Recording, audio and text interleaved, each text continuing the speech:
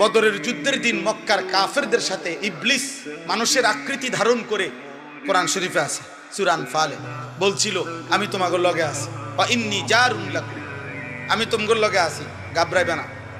মুসলমানদের জনবল কম, 313, অস্ত্র কম, 8টা মাত্র তরবারি, 2টা মাত্র ঘোড়া, আর কিচ্ছু নাই। তোমরা শুধু শুরু করো, 10 মিনিটও লাগতো না, এগুলা ভাগ্যে যাব, আমি আসি।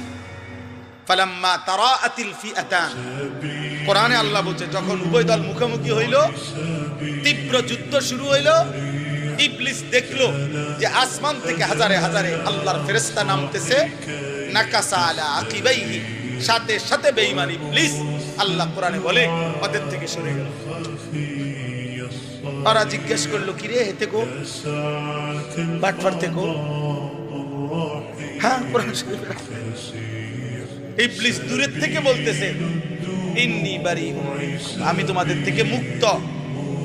ইন্নী আরা মা লা তারাউনা, তোমরা যা দেখছো না আমি নিজে দেখতেছি, ফেরেশতা নামতেছে বেটা, সোয়াই লাইব বেটা, একটারও রাখতো না।